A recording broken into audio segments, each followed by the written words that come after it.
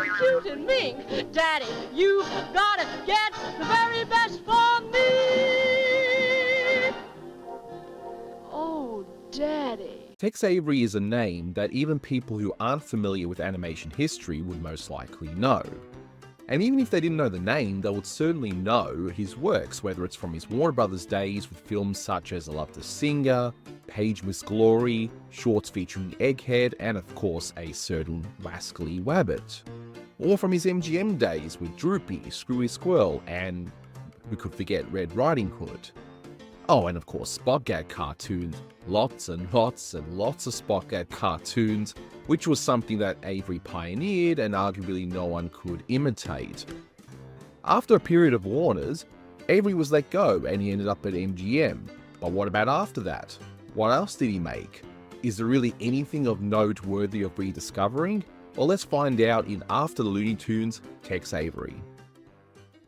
Avery had joined Schlesinger Studios in 1935 after animating at the Walter Lantz studio in the early 1930s. By this point, the Schlesinger Studios had not seen any major success, with the failure of their now retired character Buddy and the shorts department overall lacking a sense of direction. Once Avery joined, his first short, Gold Diggers of 49, was unlike anything the studio had done at that point, and his influence ended up rubbing off the animators and directors at the time. Some have said that Avery was the one who put the Looney in Looney Tunes. Fast forward to 1941, and by this point, Avery had directed 58 shorts, including shorts that featured the debut of Daffy Duck in Porky's Duck Hunt, and of course, Bugs Bunny in A Wild Hare. However, by 1941, Avery had quarreled with Leon Schlesinger and was given a suspension from the studio. Some have said it was over the intended ending of The Heckling Hare, as that short had 2 falls, but was meant to have 3, hence the abrupt cut you see in the short today.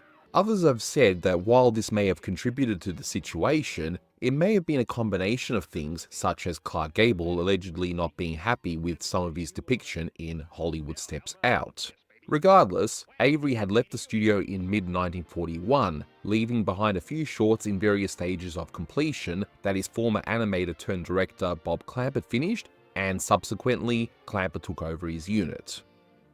Before Avery went to MGM and started his multi-year engagement there, Avery had actually first gone to Paramount, where he pitched the idea of animating lip movements to live-action footage of animals.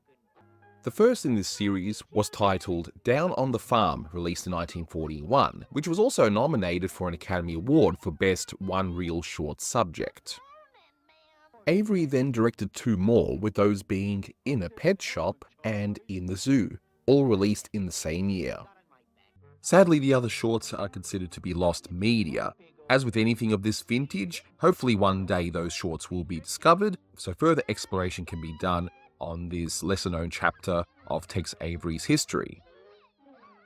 The series itself would continue on for 7 more years, but after the first 3 entries, Avery signed a 5-year contract at MGM, where he would have his own animation unit. One of the biggest changes for Avery when he arrived at MGM was the higher budgets afforded to him. This allowed him to continue to push the limits on what animation could do, along with his shorts having a more higher level of polish than before. Ultimately, he directed 65 shorts while at MGM up until 1955. So here are the shorts he directed during his stint at MGM. In 1942, 2 shorts were released. Blitz Wolf humorously parodies the classic Three Little Pigs story set against the backdrop of World War II, with the pigs preparing for an anticipated attack by a wolf resembling Adolf Hitler. The Early Bird Dudit follows the humorous antics of a persistent worm outwitting a bird determined to make it his breakfast. In 1943, 5 shorts were released. Dumbhounded features Droopy the dog, who methodically pursues an escaped convict, never losing his calm demeanor despite the wolf's frantic and humorous attempts to escape. This short is notably the first appearance of Droopy, though the design would later get refined. Red Hot Riding Hood reimagines the classic tale with a risque twist, featuring an adult Red Riding Hood who is pursued by a lustful wolf, only to have the tables turned on him by Red's grandmother. This features the first appearance of Red, who would be used in other Tex Avery shorts in similar song number sequences. Arguably, this may be Avery's most well-known short. Who Killed Who is a comedic murder mystery short that parodies the classic whodunit genre, featuring a chaotic investigation filled with absurd twists. One Ham's Family features a cunning wolf who repeatedly attempts to capture and eat a clever piglet, but is continually outwitted despite his best efforts. What's Buzzin' Buzzard features two starving vultures, including a Jimmy Durante one, unsuccessfully scheming to capture prey in a desert setting. 4 more shorts came out in 1944. Screwball Squirrel features the first appearance of a mischievous squirrel named Screwy Squirrel, and here he relentlessly torments a hapless dog named Meathead after the famous Disney parody in the beginning. Batty Baseball is a wildly exaggerated parody of a baseball game featuring all sorts of over-the-top gags. But what else did you expect? Happy Go Nutty features Screwy Squirrel once again, this time escaping from an insane asylum and engaging once again with Meathead the dog. Big Heel Waffa has a bumbling Native American chief who attempts to hunt a bear but ends up dealing with mischief and chaos in a forest setting. In 1945, 5 more shorts were released. The Screwy Truant once again follows the antics of Screwy Squirrel as he skips school and is once again up against Meathead the dog. The Shooting of Dan McGrew adapts Robert W. Service's poem The Shooting of Dan McGrew, set in the Yukon with Red and the Wolf returning. Jerky Turkey features a pilgrim that tries to catch an elusive turkey for Thanksgiving dinner. Swing Shift Cinderella is a reimagining of the classic Cinderella story, though this one features the fairy godmother taking Cinderella's place in a lot of the story, much to the frustration of the wolf. Wild and Wolfy follows a damsel in distress pursued by a dastardly wolf, with Droopy the dog as her unexpected hero. 4 more shorts were then released in 1946. Lonesome Lenny is the last Screwy Squirrel short where he outwits a large naive dog named Lenny who just wants a friend. The Hick Chick features a country rooster getting involved in a chaotic love triangle with a city slicker rooster and a glamorous hen. Northwest Hounded Police features Droopy the dog once again calmly and methodically pursuing the wolf across various locations after he escapes from prison, much to the wolf's frustration. Henpecked Hobos follows 2 vagrant dogs named George and Junior in their first appearance as they repeatedly fail in their humorous attempts to get a chicken dinner. In 1947, 5 more shorts were released. In Hound Hunters, George and Junior hilariously bungle their attempts to start a canine catching business. George and Junior appear again in Red Hot Rangers, where they try their best to stop fires happening in a nature park. Uncle Tom's Cabana reimagines the Uncle Tom's Cabin story with Red once again being featured in it. Slap Happy Lion features a formerly ferocious lion who becomes a nervous wreck after being outwitted and relentlessly tormented by a mouse.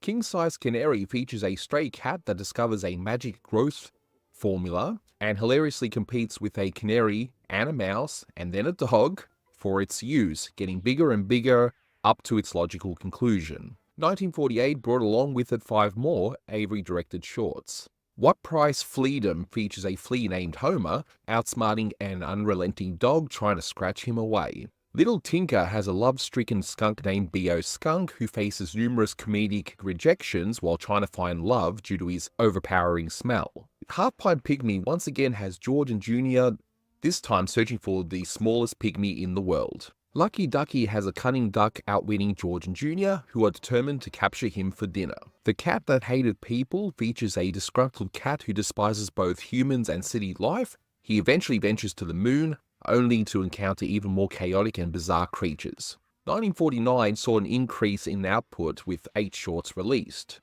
Bad Luck Blackie features a clever black cat who uses his ability to bring bad luck to help a little white kitten escape from a bullying bulldog. In Signora Droopy, Droopy engages in a humorous bullfighting contest against the wolf. The House of Tomorrow features parodies of futuristic technology and household gadgets in a satirical vision of modern living. In Doggone Tired, a weary hunting dog desperately tries to catch some sleep before a big hunt, but is constantly thwarted by a pesky rabbit that keeps him awake all night. Wags to Riches follows Droopy as he inherits a fortune, only to be pursued by Spike, who wants to claim the inheritance for himself. Little Rural Riding Hood, a country wolf, falls for Little Red Riding Hood. Gets tempted by the city's seductive Red, but in a twist, his sophisticated city cousin ends up falling for the country Red.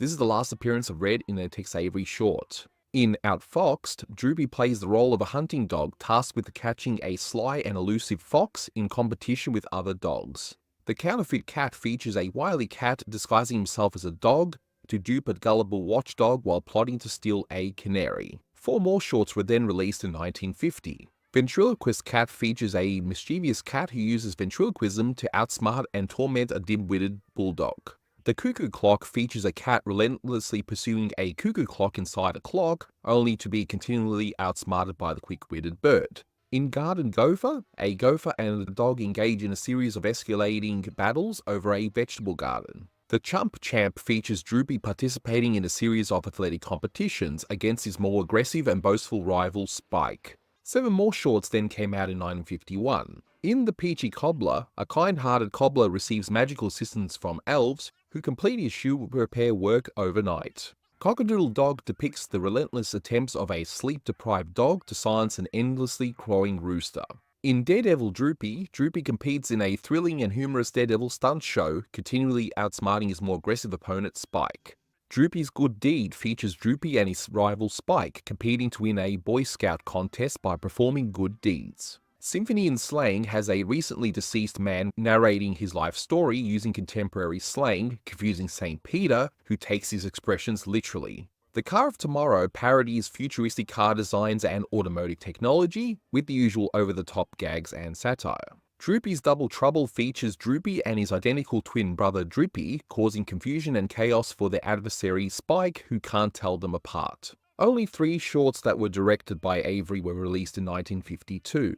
Magical Maestro features a magician using his powers to hilariously sabotage an opera singer's performance. One Cab's Family is about a charming family of anthropomorphic taxicabs dealing with their son's growing independence. Rockabye Bear features a dog tasked with ensuring a bear gets uninterrupted sleep, leading to hilariously extreme measures to keep the environment silent. Avery, at this point citing overwork, took a year sabbatical from working at the studio, with Dick Lundy directing the unit while Avery was away. Once Avery returned to his unit, 3 more shorts were then released in 1953. Little Johnny Jet features a bomber who can't find work due to airports only wanting jets, and later discovers he is having a child, who of course turns out to be a jet. The TV of Tomorrow is another spot gag short that reimagines futuristic television technology. The Three Little Pups features 3 clever Droopy-type pups, loosely parodying the 3 Little Pigs, outwitting a bumbling wolf with their doghouse defenses.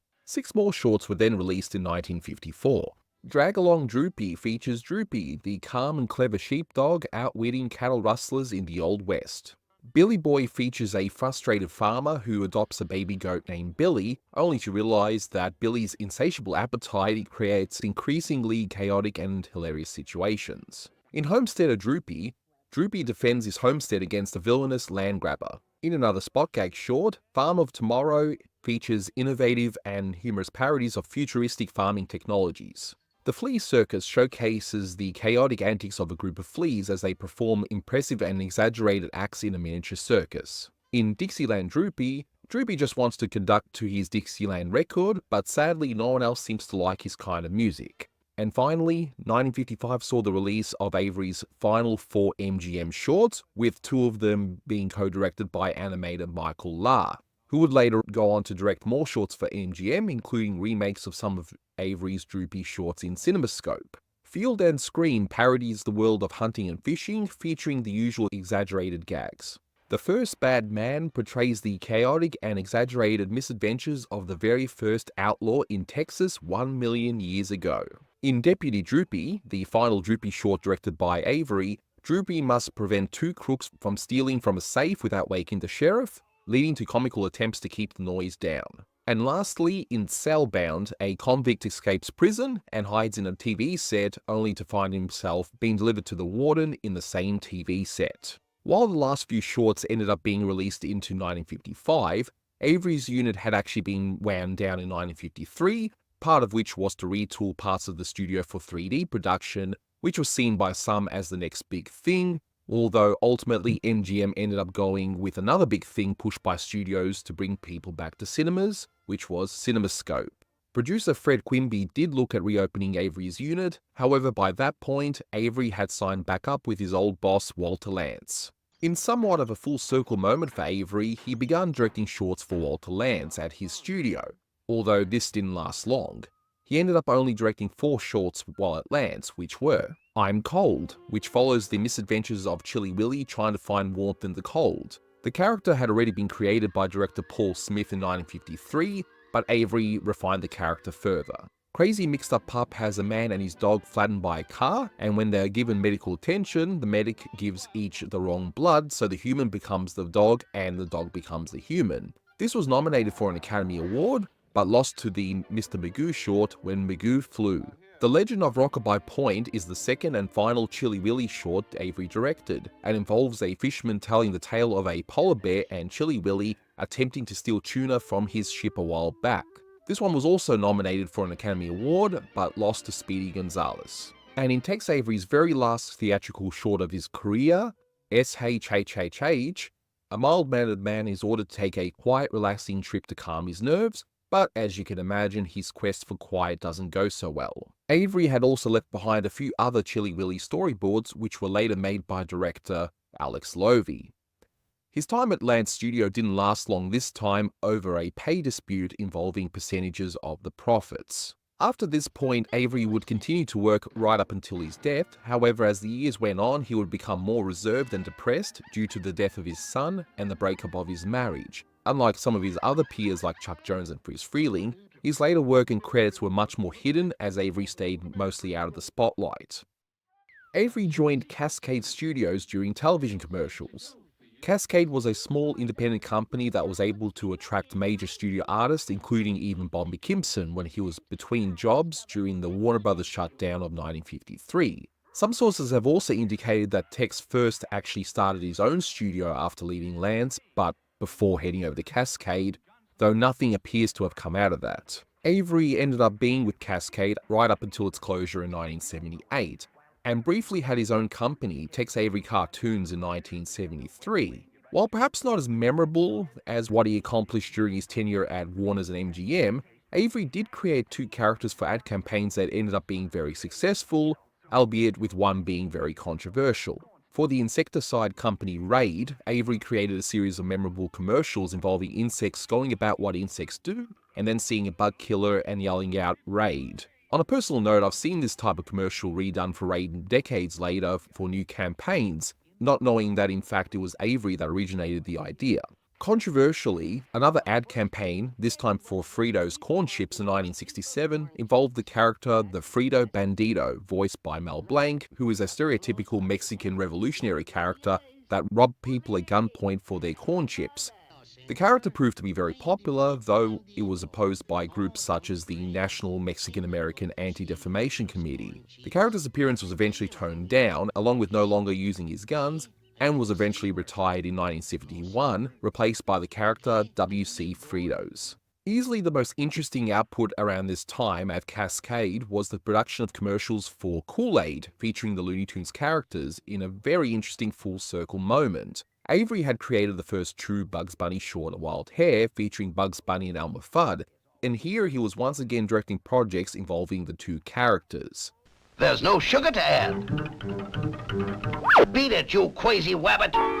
According to some sources, some of the people at Cascade were not aware that Avery had strong involvement with the creation of those characters. After Cascade Studios closed in 1978, Avery went on to work at Hanna-Barbera Studios, which would be his last place of employment before his death in 1980. Some sources have also indicated he was offered a job at Patty Freleng, but he was not interested. By this point, Hanna-Barbera was no longer the same studio as it was when it first opened, and was churning out mass amounts of kids' content of little quality for Saturday mornings. There was not much of note of his output while he was there, as he was mainly a gag writer, and he can also be seen in a credit as a musical sequence director in Casper's First Christmas. He worked with writer John Dunn, who had also worked at Warner Brothers prior, on the Dino and Cave Mouse series of shorts for the Flintstone Comedy Show. There ended up being 36 segments produced of Dino and Cave Mouse. His last project was the Quickie Koala Show, which contained 4 different segments, including the main star of the show, Quickie Koala. The Quickie Koala segment was very similar to Avery's own Droopy shorts, where the main character, this time a koala, escapes from his wolf pursuer in similar ways to Droopy by instantly appearing from one spot to another. The show would end up airing posthumously in 1981 for 16 episodes. While Avery sadly did not live to see animation come back in a big way as part of the animation renaissance in the late 1980s, early 1990s, like Chuck Jones and Friz Freleng did, and yes, he lived the last few years of his life reserved and depressed, his work is rightfully celebrated as some of the greatest animation of all time. He was a true innovator who stretched the boundaries, and without him, the cartoon landscape would have turned out very differently. His work after his well-known stints at Warner Bros. And MGM are definitely interesting. His 4 Lantz cartoons feel like extensions to his MGM work, and yet look and feel different, as though Avery was refreshed with a new crew. Had he stayed on, who knows what could have been. His ad campaign work is a whole lot of fun to watch, and showed that even at this late stage, he was still just as creative as ever, while utilizing many top-notch animators who worked on theatrical shorts. And they're in the public domain too, so they can easily be seen. And sure enough, there is really nothing notable about Avery over at Hanna-Barbera. Many ex-Golden Age animators and writers were there by that point in the late 1970s. And to be fair, at many US animation studios, artistic expression was suppressed, so even if Tex had stayed longer, it's doubtful that he would have been able to produce anything of note in those conditions. Still, those Dino and Cave Mouse shorts actually aren't too bad, all things considered, and I personally feel that that's one of the better Flintstone spin-offs. But aside from that, his work can easily be found on the Looney Tunes Golden and Platinum sets, along with the new Collector's Choice sets. His MGM work is finally available, properly restored on the Tex Avery Screwball collection, less 5 shorts, and hopefully they'll come out at some point. So really, there's no shortage of Avery goodness to watch.